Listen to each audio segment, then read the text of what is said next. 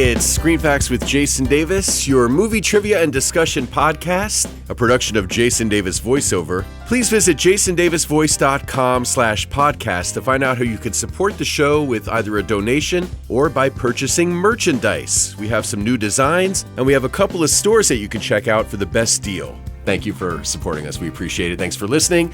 And today, I am joined by my good friend, Raushanah Williams. She's back. She is back, and I'm very excited for this episode. We are going to take a ride back to the 80s again. It was released July 1st, 1987. Today's movie is Innerspace. Innerspace. So this movie was directed by Joe Dante, who directed Gremlins. Another one of my favorites. That's a great one. From the 80s. Yeah, I think he directed the sequel as well, and some other stuff. You doing the Mogwai?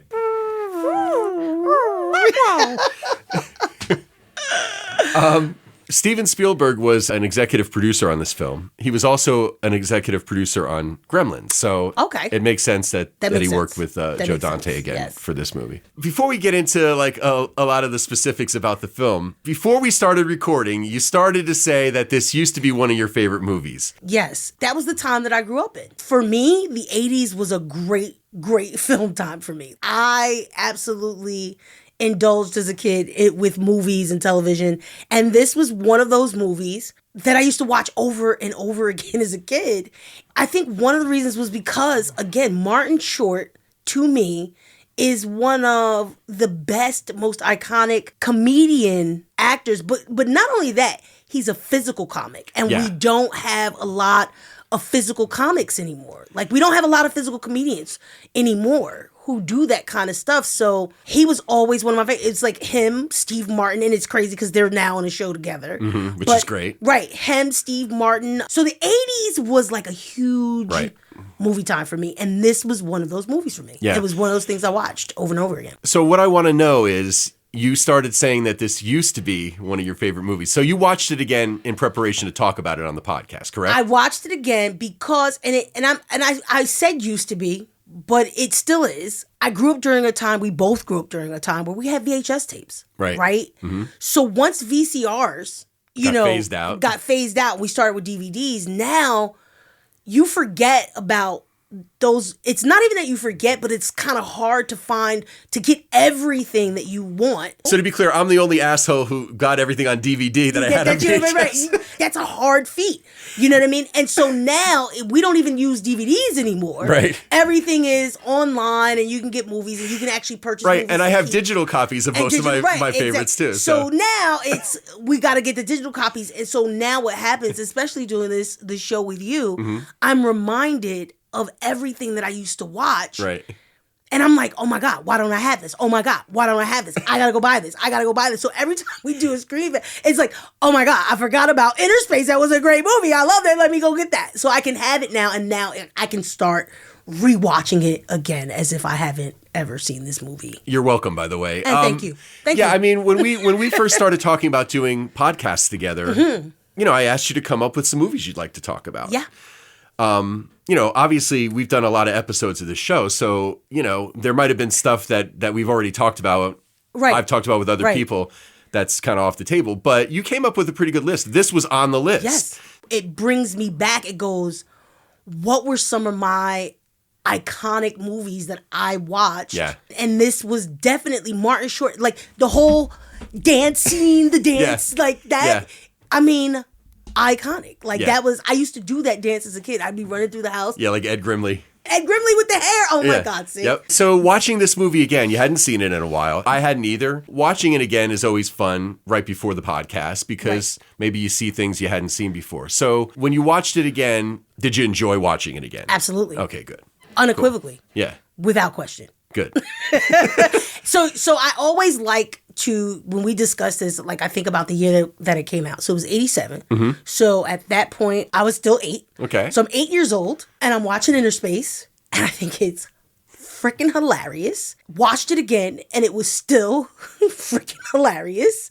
I feel like this was a really far-fetched but not far-fetched plot. This movie was actually inspired by a 1966 film called Fantastic Voyage, which I've never seen. I've never seen that movie. I've never seen that either. Which was a more straightforward sci-fi movie. This movie, they wanted to do kind of Fantastic Voyage meets Looney Tunes was what they were going for with this. I think they nailed it. I was going to say, they probably nailed it. I'm going to watch Fantastic Voyage, but I think they probably nailed it. I will say this, for a movie that's on the precipice of turning 40 years old, it holds up pretty well visually. Compared to what they could do with effects with computer-generated stuff nowadays, obviously it doesn't compare. But, practical effects, it's really creative and really cool. It really was. And I thought about that, too, when I was watching it, especially the opening scenes, like that's setting up everything. Right. Like, it was... You're talking about like the opening credits and then they pull back and it's a glass with ice? Yes. Yeah, like very it's cool. all of these things like from the opening scene, like you're watching this and you have an idea what the movie's about. And again, because I hadn't watched it in so long, I'm like, wow, like that's visual. And then it pulled back. I was like, whoa, that's ice. How did I not remember that? That's ice. Like those little things about the movie. And they absolutely hold up. But when we first saw this movie, especially you at that age, it was probably like, oh my God, how are they doing that? Yeah, amazing. I was 87, 18. I don't necessarily think this is a kid's movie. No, it is not. If there's any stuff in this movie that a kid, it would probably just go right over their head. Yeah, but remember what I told you. What I was watching at 7 and understood it to be, and now that I've watched it again, there were no new revelations. Like, you were understanding shit that you probably shouldn't have been understanding, but hey, it is what it is. I don't feel like it hurt you in any way. No, it didn't. Maybe your parents were onto something, letting you experience things that were maybe a little bit beyond your years. But because they trusted that you would be able to process it. I had a healthy family system, non-traditional, but still healthy, because I had people around me who were always willing to answer questions honestly, not bullshit me as a kid. So I didn't get a lot of that. That's awesome. I didn't get a lot of that kiddie talk. Hey, maybe you should write a book on how to not talk down to your kids. Yeah, like they were kids. And it's one of the things that I don't do. When I see kids, I don't, or little, I call them little people. Oh, you can't do it nowadays. Little people. Kids are so on top of shit. I love having conversations with little people now. I'm like, really? When did that happen? They're like, oh, yeah. Yeah. I'm like, what? Yeah, they're on top of it now. So, but never had anybody kidsplaining anything to me. So that's cool. All right, so let's get into the movie. So there's a couple of things. First off, Tuck Pendleton. What a great character name.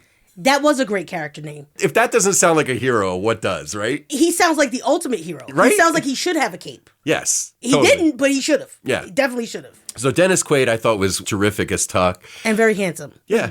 I can understand. So Meg Ryan and Dennis Quaid met on this movie. They ended up starting a relationship. They got married on Valentine's Day 1991. Unfortunately, they divorced about 10 years later, but that's Hollywood, I guess. I mean, that's Hollywood. But Meg Ryan, I honestly forgot. That you forgot she was in this? That I forgot who played the female lead. Female character. I never, and then I said, oh my God, that's right. I would say this was pretty early on in her ascent. Absolutely. I remember one other movie that she was in before this called Armed and Dangerous. John Candy, Eugene Levy. It's a pretty cheesy movie. It's fun, though. They're security guards. Yes. They're security guards. Yes. Absolutely. Yes. Remember that movie. Yeah. I do. Those two guys together are always good. Anyway, that's something else. Yeah, she was the female lead in that movie, too. And then it was this, and then after this, it was all the rom-coms. Yeah, it was like When Harry Met Sally, Sleepless in Seattle, You've Got Mail. Yes. She was off to the races after this. She was off to the races after that, yep. Whenever we do this podcast, a lot of times in looking up trivia about it, you find out some of the people that were considered for the roles. And we know these characters and these actors playing these characters that, you don't go, oh, so-and-so would have been better. But it's fun to explore, right? So for Tuck Pendleton, originally considered Ted Danson, at the time his schedule on Cheers, and he was committed to 3 Men and a Baby, so he couldn't do it. What about Tom Selleck? Was he considered? Not that I read, but Tom Selleck was considered, fun fact, for Indiana Jones. Hey in Raiders of the Lost Ark. That's a pretty common thing. A lot of movie fans will probably say, oh yeah, everybody knows that. Joe Dante wanted to work with Tom Hanks, but he was committed to Dragnet. Which I love with Dan Aykroyd. Right. So they ended up working together on a movie called The Burbs after this. I remember The Burbs, which is now a TV series on Peacock with Keke Palmer. I haven't watched it yet. But I have watched it. Is it good? I loved it. Okay, cool. I really did. It's on our list of things to watch. We just haven't gotten to it yet. Interesting. Very interesting. I loved it. I did. Okay, and cool. I hope they clear it for second season. I do. So Arnold Schwarzenegger was one of the... what? For Tuck Pendleton. So he was... you imagine? No, stop. So let me tell you what happened. So Arnold Schwarzenegger was starting to be interested in doing straight comedies, right? And he ended up doing some. He did. Right? Twins. Kindergarten Cop. Which is another one of my favorites. Jingle All the Way. Yeah. But because this had elements of action and sci-fi, he kind of was like, yeah, it's still too close to what I've already done. There's another Schwarzenegger connection to this movie, which I'll get to in a second. So when there was talks that he was going to be in this, Michael J. Fox was considered for Jack Putter, Martin Short's role. Okay. But when Schwarzenegger pulled out, when he said, yeah, that's not for me, Michael J. Fox said, yeah, me either at that point. So, I mean, I think it worked out well because I think Martin Short is great in this movie. The craziest thing is the Michael J. Fox, yeah. Schwarzenegger? Michael J. Fox was very good at doing physical comedy too. Absolutely. Yeah. I love Martin Short in this and film. I feel like who they landed on was who they were supposed to land on. I think the movie went well. I can see Michael J. Fox in the character. Schwarzenegger, no. Like, what is that? Everybody down, everybody down, everybody get down. What are we doing? Like, I think there was a suaveness and a swagger to Tuck Pendleton, too. There was this, Playboy kind of vibe that you got from him. Yeah, I don't think Schwarzenegger would have been good in this. Schwarzenegger is, and don't get me wrong, I loved him in True Lies. Yep. Him, that romantic kind of action kind of comedy thing. Yep. I think he played that well. But to me, he's still Schwarzenegger just never gives like Playboy smooth. I think here's the reason why I don't think Schwarzenegger would have worked in this movie. Because I think there's a certain amount of vulnerability to Tuck Pendleton as well. Right. That I don't think Schwarzenegger would have made sense at that point in his career. Everybody down, get down. Every movie, there's at least one scene where they do a close-up of his bicep. So it doesn't make sense for this. Really... He would have been too much. Yeah, I think it would have been over the top. So no. That's interesting, though, that he was considered. So the connection, the other Schwarzenegger connection, is Vernon Wells plays Igo, the guy with the snap-on, hand and stuff. Yes. So he also played the bad guy in Commando. In Commando, yes, he did. Yeah. He absolutely did. He was also in The Road Warrior, Weird Science. Yes. Was he the head motorcycle guy in Weird Science? Yeah, which I think was a sort of a parody of what he did in Road Warrior. What he did in Road, yes. Yeah, but he's he doesn't have any lines in this movie. Igo. He just smiles. He's just menacingly. Yeah, he's just a menacing figure, and then he screams when he gets digested by Putter. I didn't even realize it until I started thinking about it when I was preparing for the podcast, because he's just so good as a physical menacing guy, Yeah. And one of my favorite parts with that guy, with that particular character, is this character, he's in the mall, he shoots the finger, looks at the kid, blows on his finger, which is pretty cool, pretty cool thing to do. You know what I mean? Yep. But then he's walking out and the clown is blowing up the balloon and he just pops the balloon and keeps it pushing. It's like he's just doing stuff. That's just because he can, which is amazing. That's great comic relief. It's amazing to me. I love that character. Joe Dante, the director, originally didn't want to cast John Hora as Ozzy, which is the doctor who injects Tuck into Jack. Because I want to talk about him too. I want to talk about that character. So that guy... Awesome that character was and how he's gonna go unnoticed. Totally. So Hora had worked as a cinematographer on Joe Dante's other movies. Okay. He wasn't really known for being an actor. Mm-hmm. For whatever reason, Spielberg, maybe in meeting him, he said, "Oh, there's something about this guy. He's like, I really want him to be in the movie." Did a screen test, knocked it out of the park, and then he becomes Ozzy in the movie. So, and I just wanna. He's kind of a hero. Not kinda. Ozzy is the man. That is one of the revelations that probably as a kid watching it, I'm paying attention to the main core parts of the movie. Right. I'm not really looking at the movie for all of the nuances or whatever. Right. I'm 8, right? Right. But now I'm watching it again and I'm going, now I can watch it from a different lens. Cool. Ozzy was the man. Yeah. If it wasn't for Ozzy, we wouldn't have had a movie. Right. The bad guys would have won. Let me tell you something.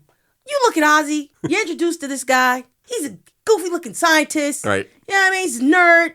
He's older. You're thinking nothing to him. All right. He gets caught in the corner. She says to him real menacingly, "Backed yourself into a corner again, have you, Ozzy?" Yeah. Right? She does this whole thing. Right. And you're thinking, God damn it, Ozzy. And then he runs and he grabs the syringe. He grabs the syringe And when Ozzy hits that door, he is parkouring the hell out of everything. You hear me? Ozzy is running for the finish. Let me tell you. With a bike and everything? First of all, let me tell you something. You're riding the bike through traffic? He runs out the door. No, before we get to the bike, right. This is what I need you to understand. He climbs the fence?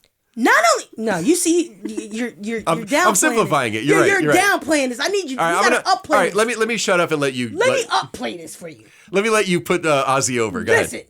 Ozzy runs out the door. He's running. He's hauling ass. First of all, he's out running the dude in the car. Right. Okay. He's cutting. He's dodging like he's lived in the hood all his life, and he's running from the cops because he just stole a bag of Lay's. He's running.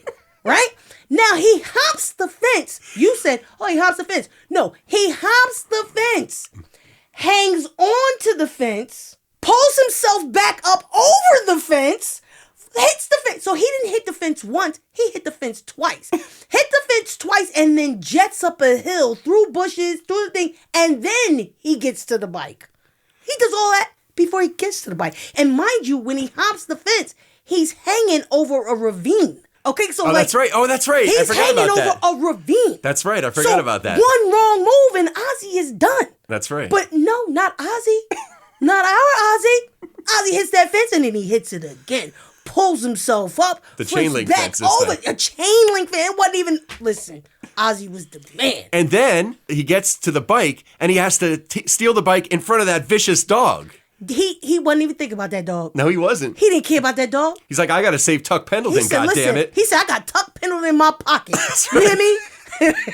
We got to go. We on a mission. He is parkouring it. He's dodging traffic. He got the bike. He's dodging everything. He gets in the mall. Of all of those things, he takes a shot to the back. That's right. And he still manages to get Tuck Pendleton safely shot into the ass of Jack Putter. That's right. Fucking amazing. And then what does he see as he's fading off into the ether? The people dressed as the mascots. That's his last visual. These mascots hovering over him. So the mall that he runs into, when we first see him run in the door, right? It's two different shopping malls. The first one is Northridge Mall. And then the upper level where he injects Tuck into Jack is the same mall, which is the Sherman Oaks Galleria that was used in Commando. No way. Okay. Also, Fast Times at Ridgemont High, Terminator 2 Judgment Day, Valley Girl, and Chopping Mall. Yeah, so that's the other Schwarzenegger connection as well. Look at that. Some fun cameos in the movie, too. The director makes a cameo, uncredited, but also... You know when Jack has the dream of the lady with the bright red hair? With the little gun and stuff? Yes. So when it actually happens, online behind her, there are two people of note. Yes. One is Rance Howard, which is Ron Howard's dad in real life. And then behind him is Chuck Jones, who is a famous animator, director, producer for Looney Tunes. One other cameo, Andrea Martin and Joe Flaherty from SCTV, the people sitting in the waiting room of the doctor's office. Yes. When he gets him and he goes, I'm possessed. Yeah. Yes, he goes, I'm possessed. Yeah. Absolutely. Martin Short was castmates with them on SCTV. So this movie was an Oscar winner, too. I didn't know that until... That I did not know. Yeah, it won the Best Visual Effects Oscar in 1988. That tracks. It makes sense. Because for 88, when he's flowing through the body... Yeah. And all of these different types of cells... Like the blood cells and stuff? The bloodstream and the different areas of the body. The heart. Like, that was an intense... Yeah. Scene where he's the potential being pulled into the heart valve. I was watching the movie this time, and maybe it's because I'm getting old and, I've had some health stuff. But the tear. You were like... When he's cutting into the different things, I'm like, is that going to heal? Is that going to heal? Is it going to get an infection? And I said the same thing, and I go, he was so tiny.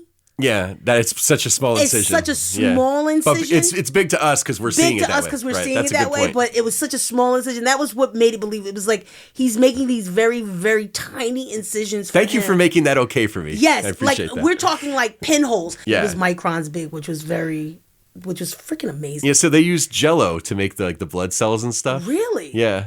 I've always been interested in special effects. I love good special effects. And again, this is when you had to be really creative with practical stuff. Yeah. All of that can be done computer generated. I kind of feel like that's part of the magic of movie making that's a little lost nowadays. Because everything is CGI. Yeah, and I mean, don't get me wrong. Like, it's really cool what they do in movies now. But there's an art form to the physical version of that. When you can create those things with physical special effects, it means it exists. It takes imagination. It takes imagination. That's stuff that you can actually touch. They used forced perspective when he shrunk the Scrimshaw and the doctor and stuff, like to half their size. Yes. And they're in the back of the car and they look smaller than Jack. Everybody else. Right. Yeah, that's all done with camera tricks. Again, there's an art form to it. So let me ask you something. As a movie fan, do you think that because it's so much easier to do effects, sometimes filmmakers spend so much time on that they lose kind of the heart of the storytelling and the script and stuff? Absolutely. Yeah. And that's one of the things about this movie that I love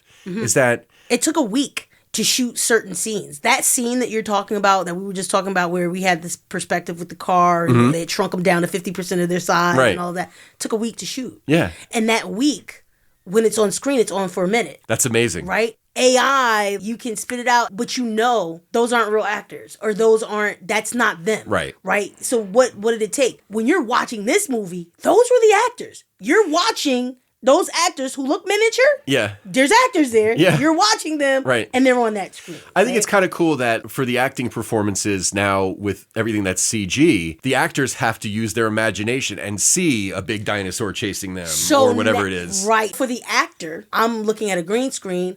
I have a skin suit on with dots. Right. And I'm looking motion capture stuff. Right. I'm looking at a tennis ball, perhaps, that's hanging on a string that one of the production guys are handling, and they're moving, and I have to follow it. So there's a whole different creativity that has to go on. I'm all for all. Listen, the CGI is cool, and I'm all for it as long as they keep the heart and the story. So a couple of other cool Easter eggs. So when Jack gets a little schnockered, a little tipsy after giving Tuck a drink. Give Tuck a drink. You hear a hiccup sound effect. That was actually Mel Blanc. It's a Looney Tunes thing that they reused. That makes sense because it sounded like a familiar hiccup. Yeah. On a cartoon I've seen over and over again. Yeah. Yeah. At around 55 minutes in the movie, and this was something I didn't notice, and after I read this, I went back into the movie and I saw it. Give it to me. If you pay close attention when they're at Lydia's desk at the newspaper and they're talking about the cowboy. Yes.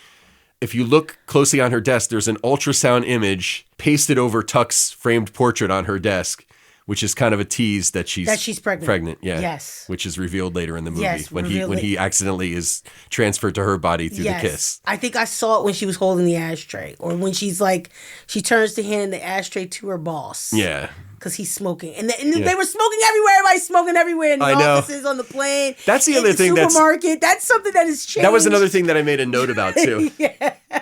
That, like, when you watch stuff from the 80s, it's amazing how different times were back then. Yes. There was a cool, like, in the beginning, when he first gets shrunken down, Tuck, and he's in the lab. First thing, he takes a Polaroid and he does a selfie with one of the scientists. Yes, he does. Then he grabs one of the doctors and he gives her a big kiss, which you can never do that now, obviously. No. Sexual harassment. But it's, exactly. Lawsuit. Totally. I love watching these movies for the nostalgia, too. So you skimmed over, you mentioned him real quick. Mm-hmm. The cowboy. Yes. This cowboy character. Yes. He's the only one that baffled me in this movie. Like, I could not get a handle on this cowboy character. I was like, is this dude Spanish? Is he what? He was like this kind of like culturally ambiguous kind of character. And he was such a weird character. He is kind of weird, actually. The cowboy was just like this weird friggin' character. He's fun, though. But he's fun. It is the most misplaced character. I like how you say ethnically he's ambiguous. Yeah. I agree with you, and I wonder why. That was the whole thing. It was. Do you think they purposely were trying to avoid controversy? Like, well, if we make them this, then we're calling out this group. If we make them that, we're calling out that group. Because at first, I'm like, is he in blackface? Because that was the other thing. I'm going, is that blackface? But he really wasn't. Found out that the actor who plays the cowboy, Robert Picardo, who was on Star Trek, another one of my favorites. Right. But he's actually Italian, and his parents are like Sicilian, so he does have darker skin. Okay. The afro, it was like he had this fro.